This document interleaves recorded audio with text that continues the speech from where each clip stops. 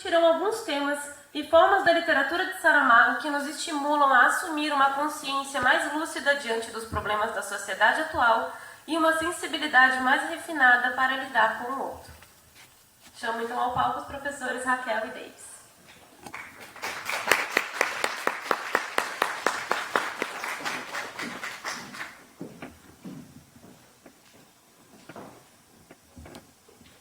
Obrigada, Esther.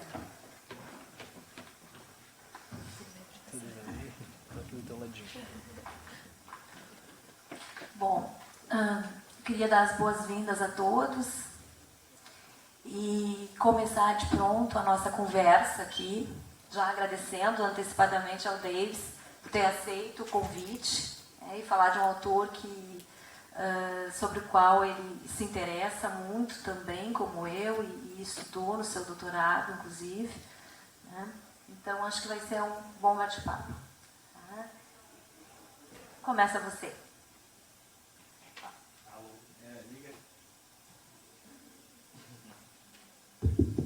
Agora sim. Raquel, inicialmente, claro, um agradecimento especial pelo convite, né? E estar aqui com esse público tão interessado em literatura, interessado em Saramago. Então, um agradecimento a Raquel, a organização do evento, e, claro, a plateia, né? Que sem plateia não há evento em lugar nenhum. Bem, para começar a falar de Saramago, eu imagino que podemos pensar a respeito de quem foi Saramago, a pessoa José Saramago. E então eu gostaria de lhe sugerir uma definição de Saramago em uma palavra. Saramago foi, antes de mais, um resistente, ou ainda significou a resistência. Uma resistência num plano macro, política, economia, a profusão de discursos que ele fez, seja em termos de, por exemplo, crônicas jornalísticas, discursos quando foi se pronunciar para recebimento de prêmios, entrevistas, enfim, e também um resistente lá no seu cotidiano, na sua aldeia. E essa resistência ela tem muito a ver também com o nome. A gente puxar uma personagem de Laurence Sterne, no Tristan Shandy, a personagem comenta que o nome das pessoas tem uma influência muito grande nos rumos da sua vida. E Saramago não foi Saramago de nascença, né? Saramago, na verdade, é José de Souza. Ponto. Por uma opção do oficial do registro civil, o oficial resolveu colocar junto, por livre e por conta própria, né, por livre responsabilidade, a alcunha da família de Saramago, ou seja, Saramago. José nasceu na região do Ribatejo, lá na Zinhaca, em 1922, numa área de agricultura familiar, pequenos agricultores, uma região bastante pobre, e que tinha por profusão naquela região uma planta, que alguns chamam de erva daninha, chamada justamente Saramago, daí a alcunha da família. Então, ele não era Saramago, ele era José de Souza. E a planta Saramago, da família das crucíferas, esta planta tem como uma de suas qualidades principais a resistência. A resistência às piores intempéries climáticas, sejam verões tórridos, invernos gélidos, enfim, ela resiste firme e forte.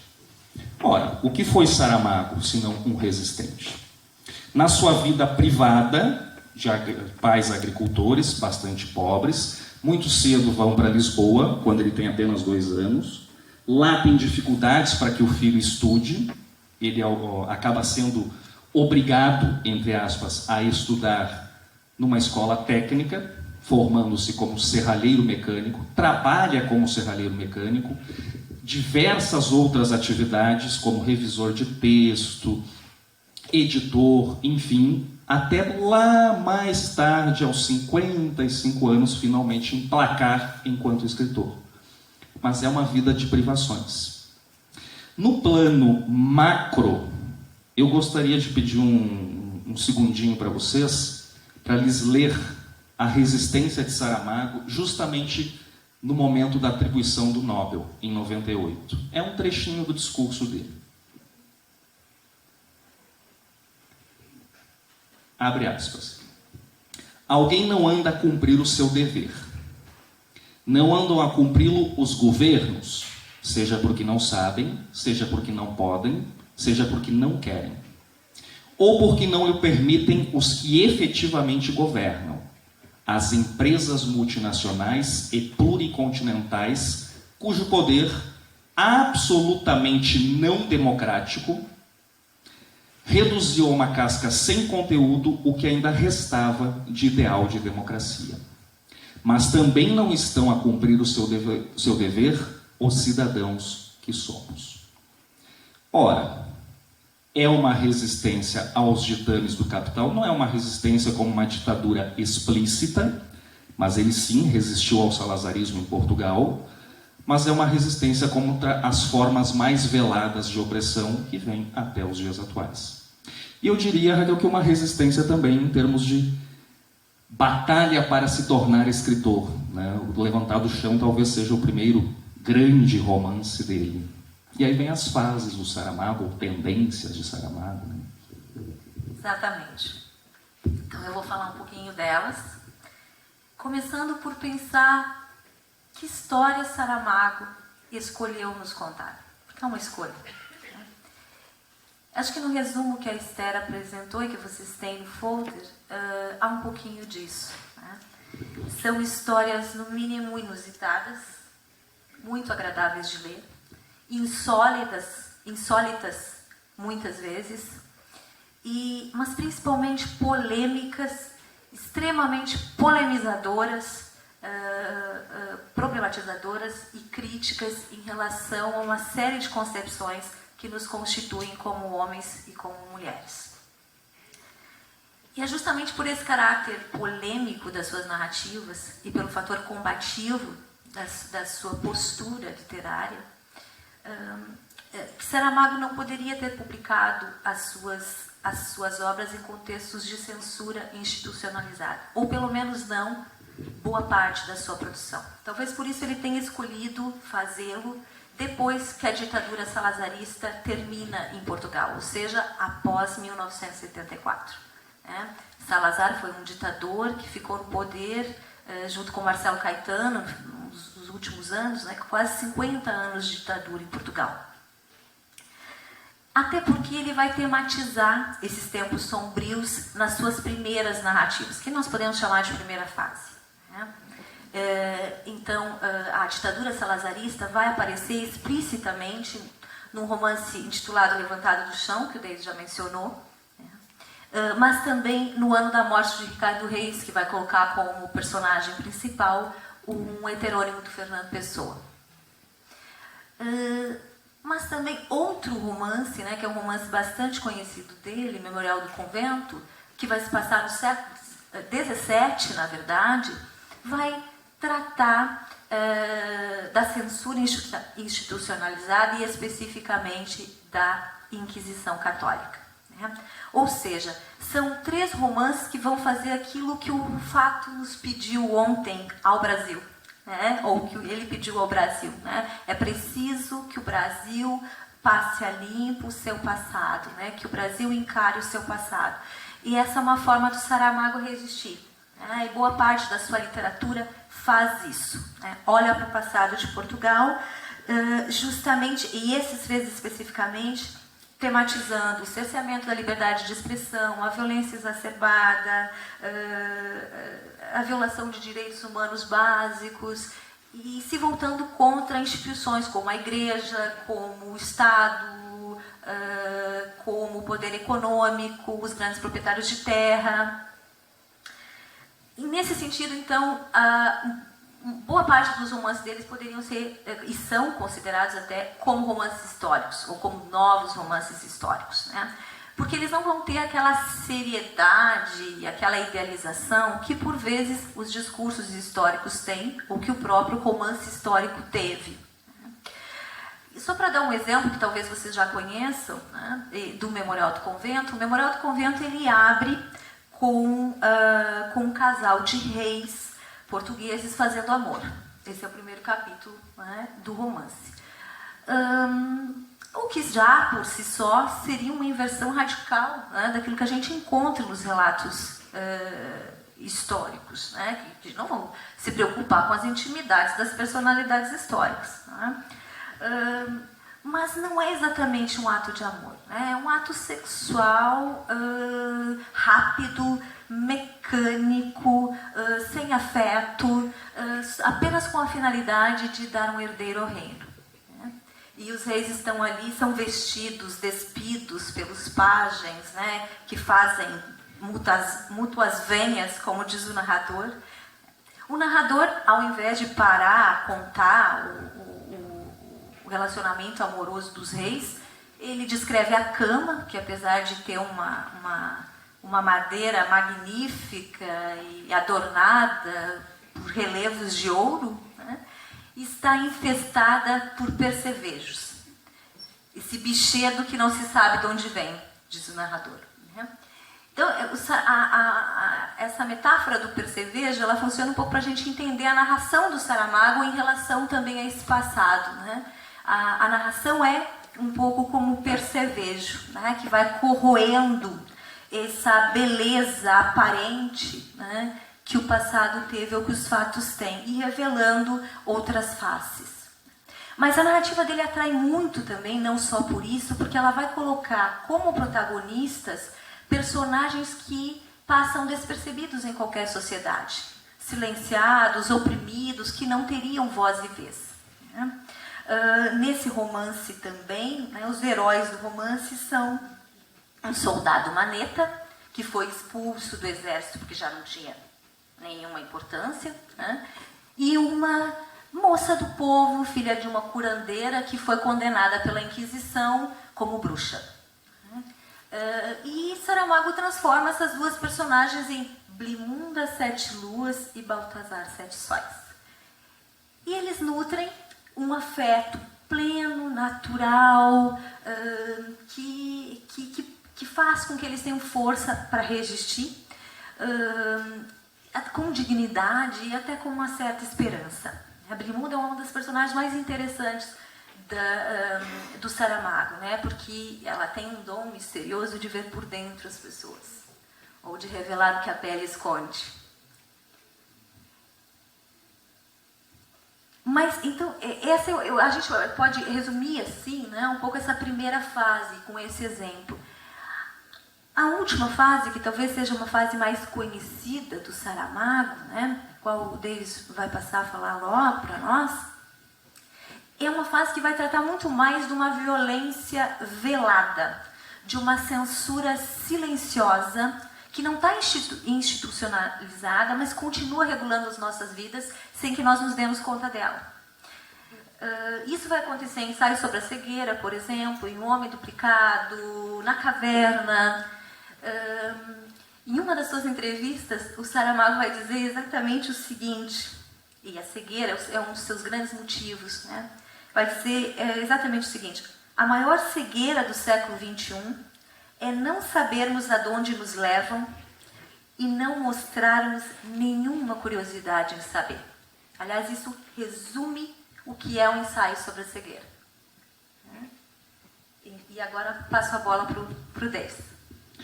Esta última fase que a Raquel comenta do ensaio sobre a cegueira, do ensaio sobre a lucidez, da caverna, que até está nesse meio tempo, as intermitências da morte, enfim. De fato, Raquel, é um momento em que a crítica reconhece que Saramago, ou José Saramago, muda a sua temática. De uma portucalidade anterior para um universalismo. E aí entram questões muito mais amplas do que Portugal, embora naqueles romances também já houvesse muito de universalidade. Mas agora não, agora é plenamente universal. Muito comum neste universal, em que Saramago reconhece também extraliterariamente que a preocupação dele máxima é com o ser humano.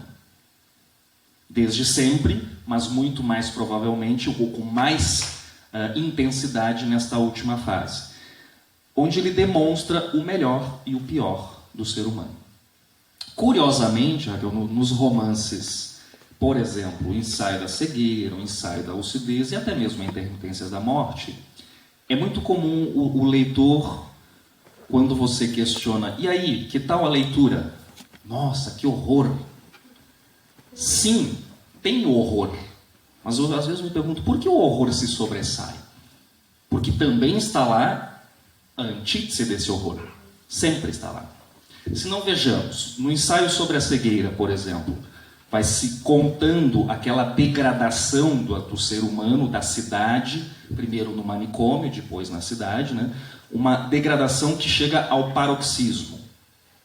Horrores são cometidos, a cena de estupro coletivo é talvez a pior cena em termos de impacto dramático que eu já li, que acontece ali.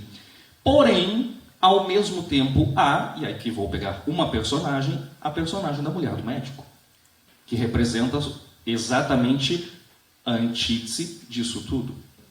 É, vamos dizer assim, uma personagem que busca inspiração, vamos dizer dessa forma, lá na personagem Cristo de Dostoiévski. E, de fato, a mulher representa essa personagem Cristo. Então, há sim, há o pior do ser humano, mas há também o melhor. O ensaio sobre a lucidez, a mesma coisa. Também acontece esse degladiar. E nas intermitências da morte, uma vez mais. Sendo que aqui a morte é quem se torna, ao fim e ao cabo, cada vez mais amorosa, cada vez mais solidária, cada vez mais humana, no bom sentido, claro. Né? É um dos aspectos que sensibiliza a leitura, de fato, esses temas. Outro, eu diria que também contribui muito para sensibilizar os leitores, a capacidade de fabulação, né? Como a nossa colega que leu no início aquele excertozinho de divulgação, de fato, o insólito está ali e movimenta as narrativas, né? A cegueira branca, inexplicável. O voto branco. Na segunda eleição, 83% dos eleitores votam em branco. E naquele universo romanesco é importante, porque os votos em branco acabam inviabilizando a eleição. Coisa que em regimes políticos sordidamente protegidos, como é o brasileiro, o voto em branco não vale nada, no final das contas. Né? Mas naquele universo vale. E aí tem todas as repercussões que nós vemos. Ou nas intermitências da morte, que já abre o livro como, no dia seguinte, ninguém morreu. Então, isso traz uma curiosidade natural para as narrativas. E, finalmente, claro, talvez aquilo que seja mais exaltado desde sempre em Saramago, mas agora, desde sempre, eu digo a partir do levantar do chão, né? Mas nessa terceira fase, como uma espécie de ressimplificação da linguagem, o estilo saramagiano, né? E aí vem a questão da forma, narrador, pontuação. Exatamente. A forma tem que tocar a mim, né? Bom, o que atrai na forma do Saramago nos contar as histórias, né? A mim, me atrai... são vários aspectos, né? Mas, obviamente, eu vou recortar dois, porque não há tempo para todos. Primeiro, o narrador. O narrador que o Saramago cria um narrador muito interessante. E ele é assim do início ao fim, né? De toda a sua produção. Porque ele é um narrador que conversa com o leitor constantemente. Ele interroga o leitor. Mas não é aquele narrador autoritário, moralista, não. Pelo contrário, né? Ele explicita para o leitor que ele está escolhendo as palavras, que palavras ele faz o leitor pensar nas palavras que ele está escolhendo. Ele diz ao leitor que a história poderia ser contada de outra forma, ou seja, ele sugere, ele acentua que os discursos são relativos, que as versões são parciais. Né? E isso faz com que o leitor não leia passivamente. Né? Pelo contrário, nós precisamos sempre refletir junto com o narrador e nos perguntarmos, questionarmos a forma e o conteúdo daquilo que nós estamos lendo. Então, para mim, isso é muito importante, me faz apreciar muito a narração do Saramago. Né? Um outro aspecto que eu acho bastante interessante nesse narrador é porque ele não fala com uma voz exclusiva ou monológica, né? Ele vai se aproveitando do acervo de linguagens, vamos dizer assim, que constrói a nossa comunicação, que fazem parte da nossa comunicação. Ditos populares, clichês, provérbios, né? No Homem Duplicado, por exemplo, ele tem uma personagem que se chama Senso Comum, né?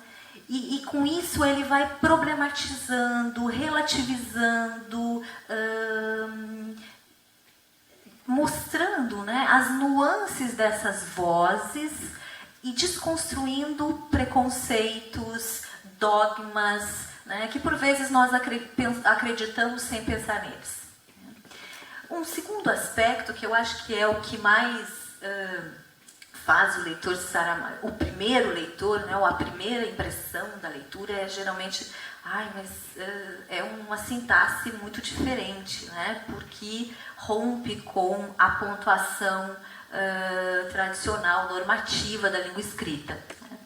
Mas sobre isso a gente vai deixar o próprio Saramago falar, já que né, ele é a personagem principal da Flisca.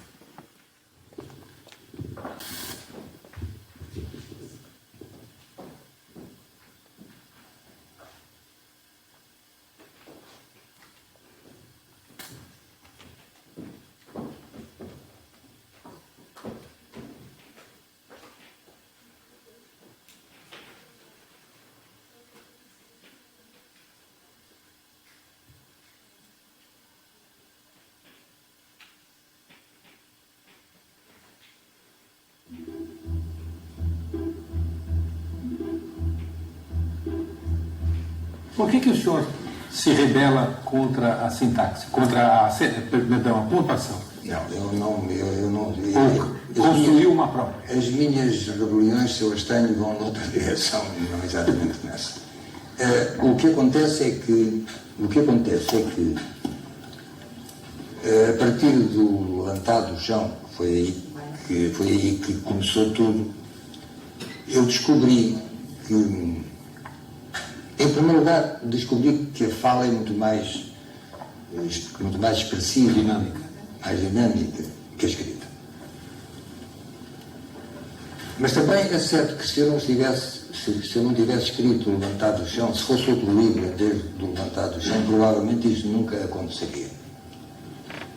E a questão aqui tem que ver, por um lado, com aquilo que nós chamamos oralidade, e por outro lado tem que ver com aquilo que não tenho muita certeza que a palavra existe, mas se não existe passa a existir, com a auralidade, que a palavra da audição. Exato, que a palavra destina-se a ser ouvida. Uma palavra escrita é uma palavra morta, embalsamada, morta não, está ali congelada, como uma crisálida à espera que a voz a desperte. Então, quando eu estava a escrever o Levantado do Chão, e comecei a escrevê-lo acatando todas as normas possíveis e imagináveis, e de repente, sem pensar, sem ter sido resultado de uma reflexão minha, foi qualquer coisa de espontâneo que saiu, à altura da página 20 e tal, passei a escrever assim. E passei a escrever assim por duas ou três razões. Uma razão é que a forma canónica, para chamar assim, com que nós escrevemos, é uma convenção.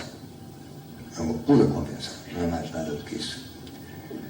A segunda é a de que os sinais de pontuação são, não direi em todos os casos, e às vezes para que isso aconteça é preciso forçar um bocadinho a frase para que a frase consiga dizer, sem que lá esteja o sinal de pontuação necessário, aquilo que o autor quer efetivamente expressar. Não sequer temos o ponto de interrogação no início, como os espanhóis.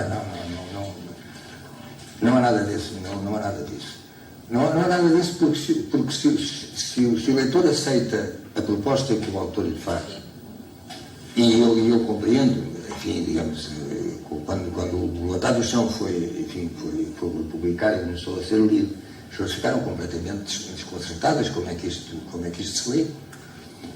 E eu tive a ocasião, digamos, a um amigo que exatamente me dizia, mas eu não consigo passar da segunda página, não entendo nada. E eu disse, olha, lê em voz alta.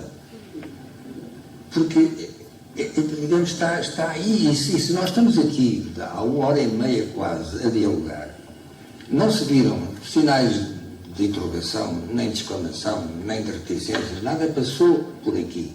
Nem o famoso travessão no diálogo, travessão. Porquê o travessão?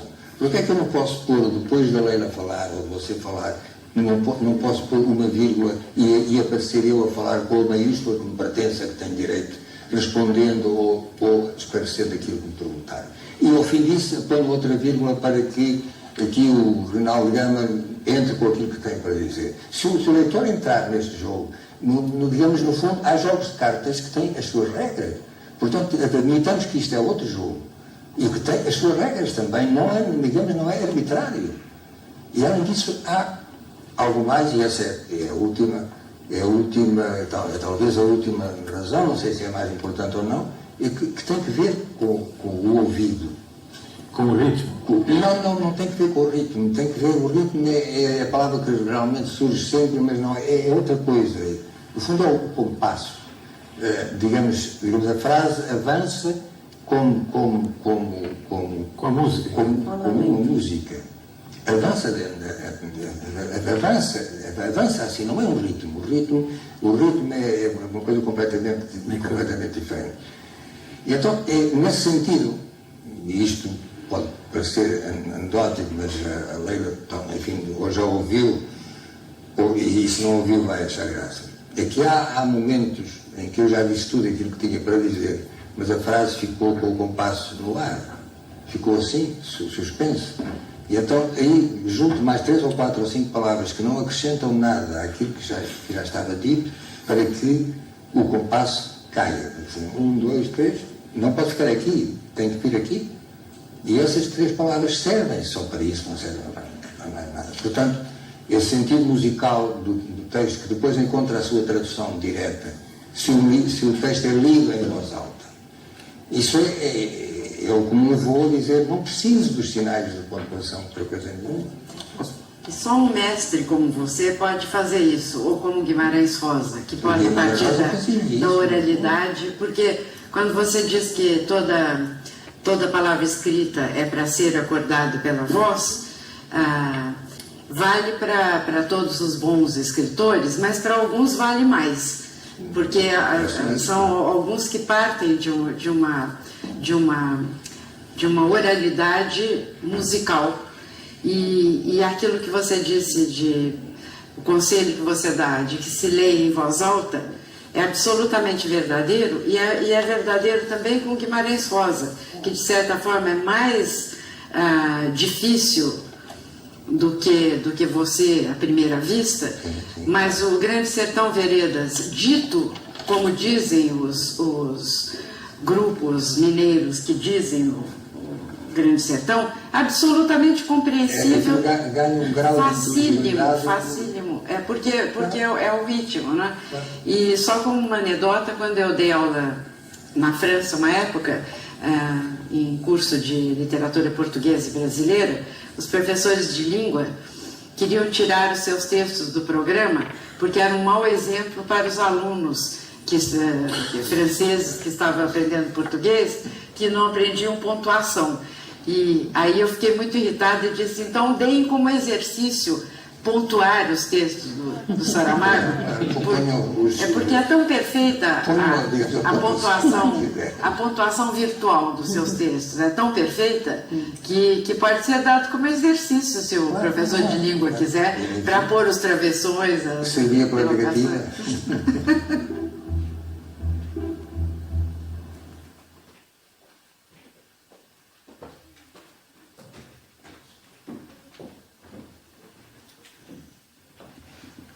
Queridinho, não é? Uma voz dialogada, uma voz cantada, musicada, né? Eu acho que resume um pouquinho a forma de narrar, né? Predominante nos seus textos. E então, Davis, por que ler Saramago? Bem, Além, é claro, das questões de forma, que de fato chamam muita atenção, né? Até pode acontecer do leitor, numa primeira experiência, de fato estranhar. E principalmente se pegar os romances da chamada primeira fase, que são um pouquinho mais rebuscados, digamos assim, em termos de linguagem, né? Vou confessar, Raquel, o primeiro livro que eu peguei para ler do Saramago foi no tempo que eu fazia a faculdade de História, aqui na UFSM. E havia na biblioteca do curso de História, biblioteca setorial, eu fui ser bibliotecário um período lá, e havia lá no canto da estante um livro grosso, assim, que não era propriamente história científica. Dizia lá, José Saramago, o Evangelho segundo Jesus Cristo. Eu olhei aqui e pensei, quem é que já retirou esse livro? Ninguém. Faz uns 2 anos que está aqui, ninguém nunca retirou. Bom, vou levar para ler. Li umas 20 páginas e larguei. Abandonei. Me estranhou demais a linguagem, o formato, essa falta de pontuação e tudo mais. Alguns anos depois fui retomando, e ao fim acabei estudando Saramago, né? Mas a primeira obra, li 20 páginas e larguei de mão. Claro, depois acabei lendo no final das contas. Mas além dessa questão da pontuação, eu imagino que também se lê muito Saramago em razão do conteúdo de crítica social que existe nas suas obras, do conteúdo de proposição ética, não um modelo de conduta, mas uma ideia geral de valorizar o humano, valorizar o humanismo. E aí seriam valores ligados ao humanismo, o amor, a solidariedade, por exemplo, o coletivismo, o estar pronto ao diálogo com os outros, coisas que a gente vê nos romances, né? Sobretudo em personagens femininas. Blimunda é um caso, a mulher do médico é outro caso, a morte, Intermitências da Morte, é outro caso, e também em cães, né? Em vários cães que aparecem, eles são cães amorosos, ao fim e ao cabo, né? Em termos de crítica, aí tu tem cada romance explora mais um aspecto ou outro, mas perpassa em todos eles a crítica mais contundente, que é a da exploração do homem sobre o próprio homem. E aí você pegar A Caverna, tem lá a crítica sobretudo econômica, ou ainda o ensaio sobre a lucidez, uma crítica sobretudo política. As Intermitências da Morte, uma crítica que perpassa o político e o econômico, mas chega muito mais a uma crítica ao cidadão, ao ser humano, enquanto tal. Então, essas críticas perpassam tudo. E a proposição ética de humanismo, para mim, é o fundamental. O que tu acha? Bom, eu vou falar um pouquinho de questões mais específicas e vou de novo usar a voz do Saramago. Ler um ou outro fragmento. Aliás, a gente confeccionou alguns marcadores com fragmentos dos textos dele. Então, se vocês quiserem levar para casa, estão na mesa da entrada.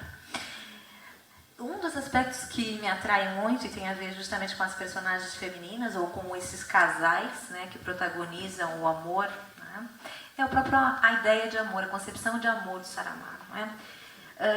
Porque não é aquele amor romântico, idealizado, artificioso, né? É muito mais um afeto livre de amarras e convenções, desejos naturais, afinidades bem simples, né? Como as de Blimunda e de Baltazar, mas ao mesmo tempo bastante sublime, né?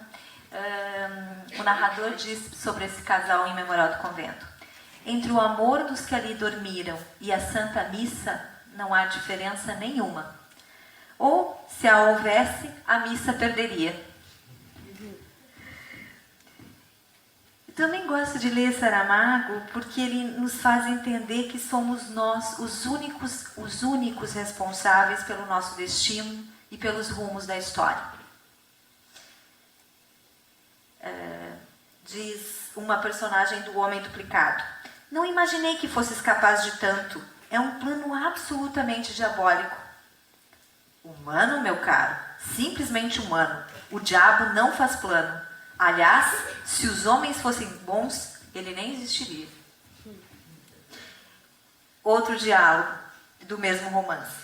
O melhor caminho para uma desculpabilização universal é chegar à conclusão de que, porque toda gente tem culpas, ninguém é culpado. Se calhar, não há nada que possamos fazer. São os problemas do mundo. O mundo não tem mais problemas que os problemas das pessoas.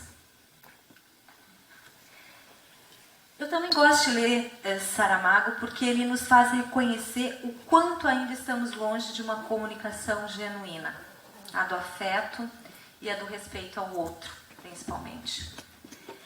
No Homem Duplicado ainda tem uma passagem que diz o seguinte: o que de todo em todo não compreende, por muito que tenha posto a cabeça a trabalhar, é que, desenvolvendo-se em autêntica progressão geométrica, de melhoria melhoria, as tecnologias da comunicação, a propriamente dita, a real, a de mim a ti, a de nós a vós, continue a ser essa confusão cruzada de becos sem saída, tão enganosa de ilusórias explanadas, tão dissimulada quando expressa como quando trata de ocultar. Em outra passagem diz o seguinte: todos os dicionários juntos não contém nem a metade dos termos de que precisaríamos para nos entendermos uns aos outros.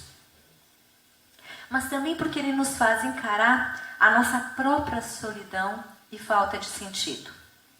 Em O Ano da Morte de Ricardo Reis, o narrador diz o seguinte: a solidão é não sermos capazes de fazer companhia a alguém ou alguma coisa que está dentro de nós.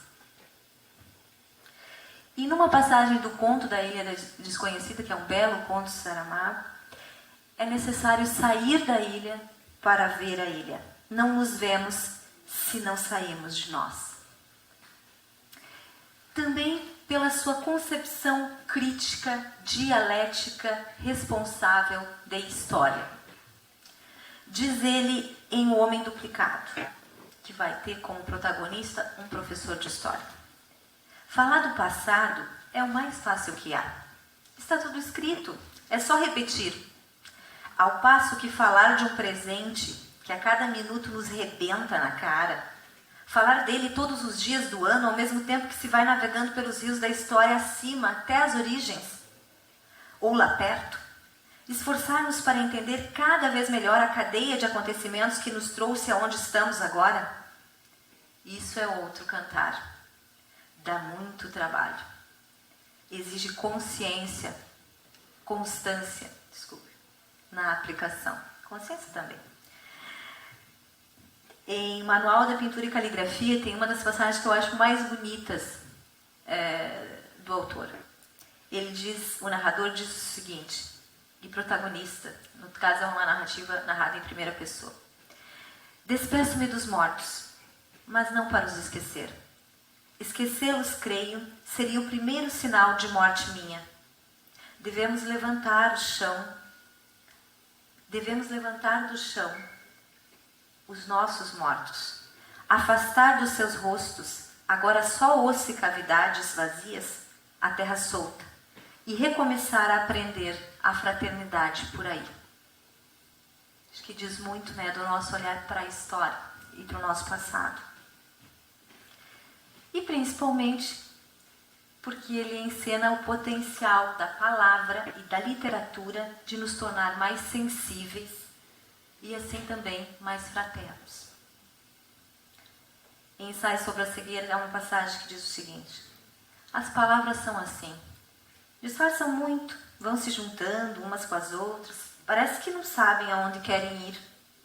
E de repente, por causa de 2 ou 3 ou 4 que de repente saem,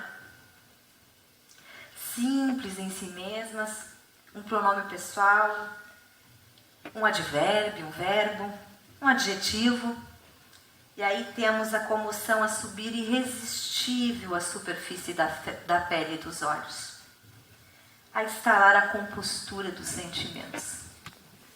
E acho que é um pouco isso que o Saramago faz com a gente, né? Enfim, nós temos um grupo de leituras na universidade que se chama Vozes e Perspectivas do Romance Português Contemporâneo, E as meninas prepararam um videozinho, eu agradeço, são a maior parte dos tutores, todos os tutores que estão ajudando no evento. E de novo a gente vai ouvir mais um pouquinho de Saramago, depois a gente volta para um pequeno debate, tá? Para finalizar.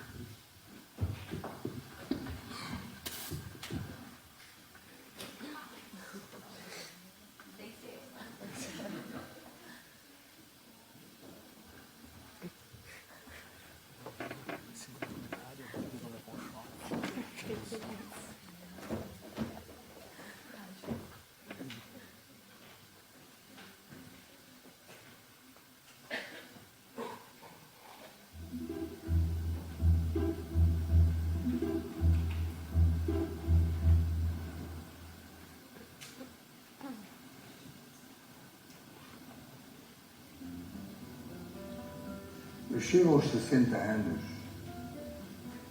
com alguns livros escritos, mas sem uma obra. Em 1975, em novembro, eu perco o meu trabalho no Diário de Notícias. Encontrei-me na rua. E encontrei-me na rua sem qualquer apoio de qualquer tipo. E então aí é que eu tomo uma grande decisão da minha vida. Não tinha trabalho, ninguém me ofereceu e eu não o procurei. E foi perguntar-me a mim mesmo se realmente tinha alguma coisa para dizer que valesse a pena para sentar-me a escrever. Esse foi o grande momento da minha vida em que, numa situação bastante complicada, bastante difícil, eu tomo uma decisão arriscada, efetivamente. Vou para o Alentejo, me instalo lá, e desse tempo sai o romance que se chama Levantado do Chão. O romance saiu em 1980, foi bem recebido, é um romance muito sério. E mais difícil. Em 82 saiu um Mural de Convento, e em 84 anda a morte de Ricardo Reis, e assim sucessivamente até os dias de hoje. Se há um momento na minha vida que é um momento chave, é o que é um momento de decisão. Não perguntar a ninguém, e agora o que é que eu faço, que foi coisa que eu nunca perguntei a ninguém, e agora o que é que eu faço, dê-me um conselho. Nunca pedi conselho a ninguém. Também não os dou. A não ser que nos peçam. E ainda assim com muitas reservas. E digo, pois agora ou nunca que eu vou saber finalmente se sou escritor ou se não sou escritor. E tinha 60 anos, meu caro. Todo o resto é banal. A minha vida é um pouco chata. É uma vida sem grandes aventuras, nem grandes nem pequenas. Não pertence àquela categoria de pessoas, ou também de escritores que tiveram uma vida agitadíssima, que lhes aconteceram uma quantidade de coisas. No caso concreto de escritores e artistas que viveram na Boémia e, portanto, têm muita coisa para contar sobre as jogreiras e sobre aquilo que fizeram. Eu não tive uma vida assim. Não tenho, a minha vida não tem qualquer espécie de interesse. Não tem. Agora, onde eu ponho as coisas que efetivamente quero, essas que quero que sejam importantes, são os livros. E aí a urgência que eu tenho neste momento é uma urgência que, digamos, da ordem vital, quer dizer, a consciência de que não vou estar cá há muitos anos, e se tiver alguma coisa que escrever ainda, tenho que escrevê-la. É nesse sentido, nada mais.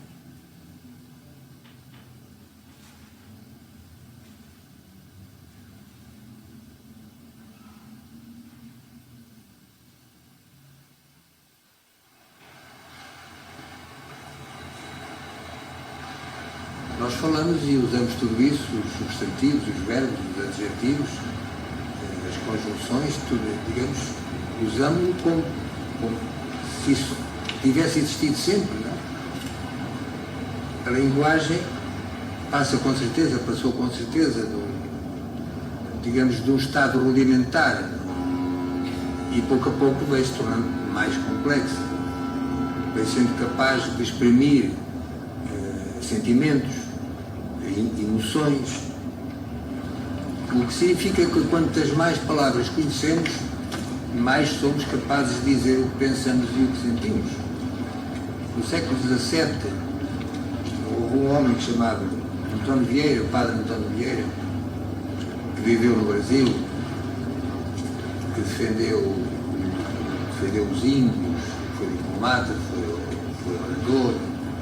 Dizia o seguinte: são as afeições como as vidas, que não há mais certo sinal de terem de durar pouco que de terem durado muito. Ora bem, isto pode dizer-se de uma maneira muito mais simples. As vidas e as afeições, os afetos, os amores, quanto mais tiverem durado, mais perto estão de deixar de durar. Devemos nós falar de uma maneira tão complicada na nossa comunicação cotidiana? Provavelmente não, claro.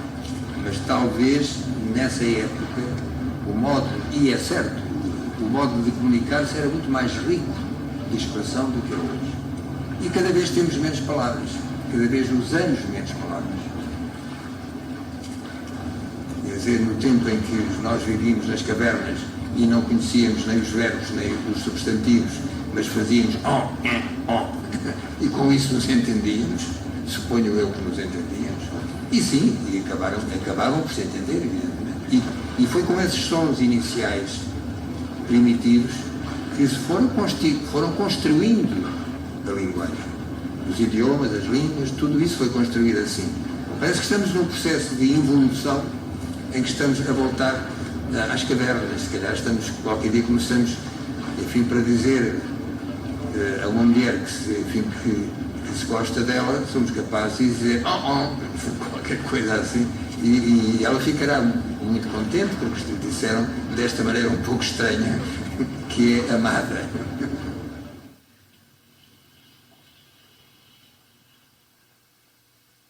Agora tinha um pesadelo japonês que era do mais angustiante, porque era invariavelmente isso. Eu encontrava, digamos, um espaço fechado, sem portas nem janelas, um espaço triangular. E eu estava num dos vértices desse triângulo, num canto, e do outro lado, à distância, via qualquer coisa no chão, que nunca soube o que era. E essa qualquer coisa que podia parecer um pouco de água no chão, ou pedra, mas que ao mesmo tempo era tudo isto e não era nada disto. Começava a crescer e havia uma música que também nunca consegui fixar. E aquilo ia crescendo, eu não podia escapar. Crescia, e ia-se aproximando, quase sufocado, enfim, acordava. O sonho é uma espécie de realidade virtual. A realidade virtual não foi inventada ontem. O homem das cavernas já sabia o que era a realidade virtual, porque sonhava. O chato, o pior que tem a morte, percebe? É que você tenha de dizer: eu estou aqui e um dia já não estarei. Aqui, em um lugar, seja qualquer lugar. Você passa em Lisboa, passa na rua e acha que a rua, a Avenida da Liberdade, que é bonita, e olha para as árvores e diz: estou aqui e um dia já não estarei. É o que tem de chato. Mas é que não vale a pena pensar. O melhor ainda para mim o ideal de vida é ser árvore. É ser árvore. A árvore está ali, alimenta-se diretamente do chão, da terra, cresce, abre-se, dá flores, se é árvore para dar flores ou frutos, e vive o tempo que tenha que viver. Uma sequoia vive 1000 anos. Há oliveiras no nosso país que são centenárias e várias vezes centenárias. Mas tudo acaba. Tudo acaba. Essa ideia de que a Terra é assim e sempre foi assim e há de ser sempre assim, não. Um dia desaparecerá. Um dia desaparece o Sol. Apaga-se o Sol, desaparece o Sistema Solar. E acabou. E o Universo nem sequer se dará conta de que nós existimos. O Universo não saberá que o Homero escreveu a Ilíada. E porque tinha o Universo que saber isso. Como é que eu iria saber?